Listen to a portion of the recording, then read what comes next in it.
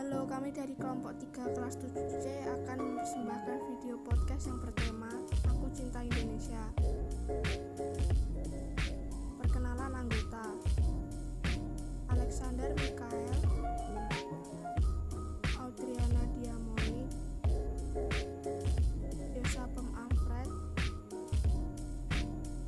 dan Isabel Aureli Gunawan. Indonesiaku yang beragam. Indonesia memiliki berbagai macam tarian tradisional. Contoh tarian tradisional Indonesia yang terkenal di mancanegara adalah tari saman. Tari saman merupakan tarian tradisional yang berasal dari Aceh dan lebih tepatnya dari suku Gayo.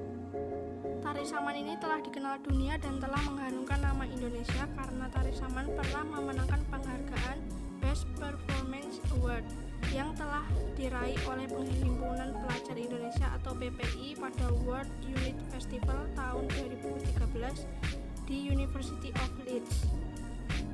Tari saman biasanya dilakukan untuk peristiwa-peristiwa penting dalam adat, dan biasanya tarian ini ditampilkan untuk merayakan kelahiran Nabi Muhammad SAW.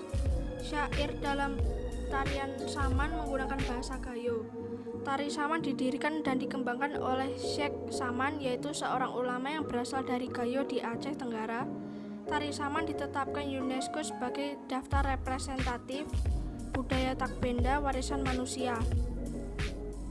Indonesia itu beragam. Nah, keberagamannya adalah contohnya tarian.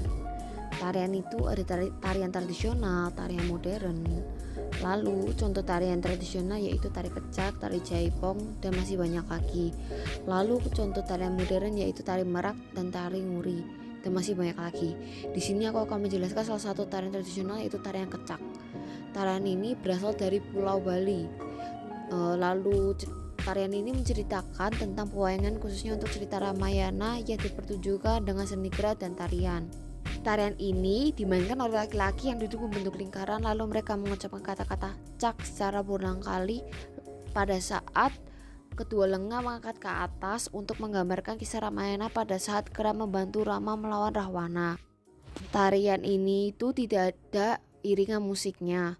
Lalu pakaian digunakan pada saat menari tarian kecak adalah kain kotak-kotak yaitu bernama kamben atau wastra, seperti papan catur yang melingkar pinggang para penari. Lalu selain itu mereka juga menggunakan udeng atau daster kepala dan ikat pinggang yang bernama anteng atau selendang. Tarian yang satu ini menjadi daya tarik wisatawan pada saat mengunjungi Bali di Pulau Dewata karena memiliki makna sendiri dan unik.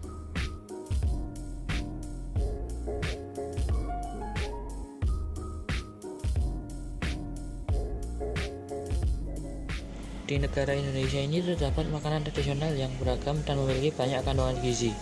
Makanan tradisional sangat banyak ditemukan di kota yang berbeda-beda. Contoh, nasi liwet, nasi gudeg, nasi padang.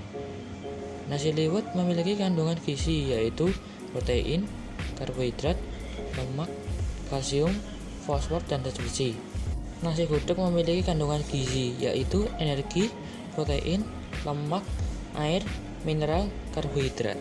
Nasi padang memiliki kandungan gizi yaitu karbohidrat, protein, lemak. Karbohidrat sangat penting bagi tubuh kita karena sebagai sumber energi utama bagi tubuh. Protein merupakan komponen penting bagi tubuh. Protein diperlukan untuk pembentukan tulang, otot, kulit, dan darah. Lemak berfungsi membantu proses penyerapan sejumlah vitamin dan sumber energi bagi tubuh. Di Indonesia ada yang namanya kegiatan ekonomi, dan seharusnya setiap negara ada kegiatan ekonomi. Di Indonesia, kegiatan ekonomi bermula dari pabrik, lalu diantar ke berbagai tempat.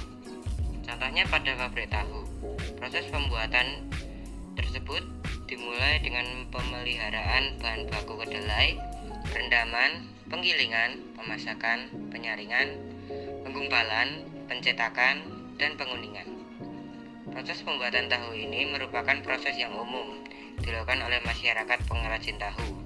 Lalu tahu dikemas dan siap diantar. Setelah diantar, biasanya tidak langsung digoreng atau karena baru sampai di toko. Nah, saat di toko, para pembeli bisa membeli dan digoreng atau juga dijual lagi. Dan itulah proses kegiatan ekonomi itu. Namun, banyak yang lain selain tahu, yakni tempe, perkedel, gorengan, dan lain-lain. Itulah sebabnya aku cinta dengan Indonesia, karena keberagamannya.